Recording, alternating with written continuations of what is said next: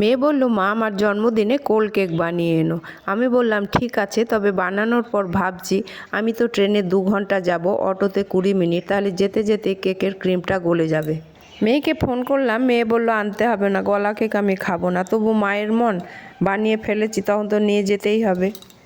হোস্টেলে আমি প্রায় বিকেল 5টা পর্যন্ত ছিলাম, কিন্তু কেকটা একই রকম ছিল, খেতেও দারুণ হয়েছিল। কেকটা বানানোর জন্য নিয়েছি 500 দুধের ছানা, 1 প্যাকেট অরিও বিস্কুট। বিস্কুট থেকে ক্রিমগুলো বের করে নিয়ে বিস্কুটগুলো গুঁড়ো করে নিলাম। তারপর গুঁড়োটার মধ্যে ঘি মাখিয়ে একটা টিফিন বক্সের মধ্যে নিলাম। সেটা ভালোভাবে মাখিয়ে নিয়ে চামচ দিয়ে চেপে চেপে আমি আধ ঘন্টা মতো ফ্রিজে রেখে দিলাম। এই গরমের দিনে ঠান্ডা কেক খেতে বেশ ভালোই লাগবে। এবারে ক্রিমটা বানিয়ে নিই। তার জন্য নিয়েছি ছানা, বিস্কুটের ক্রিম, আমুলের ফ্রেশ ক্রিম আর 1 চামচ চিনি। এগুলো সব দিয়ে আমি মিক্সিং জারে পেস্ট করে নিচ্ছি। পেস্ট হয়ে গেছে। এবার যে ফ্রিজে আমি বিস্কুটের গুঁড়োটা রেখেছিলাম তার মধ্যে পুরু করে এই ক্রিমটা দিয়ে দেব। তারপরে আমি পুরো দিনটা ডিপ ফ্রিজের মধ্যে রেখে দেব। রেসিপিটি যদি আপনাদের ভালো লাগে চ্যানেলটিকে সাবস্ক্রাইব করে আমার পাশে থাকবেন। ধন্যবাদ।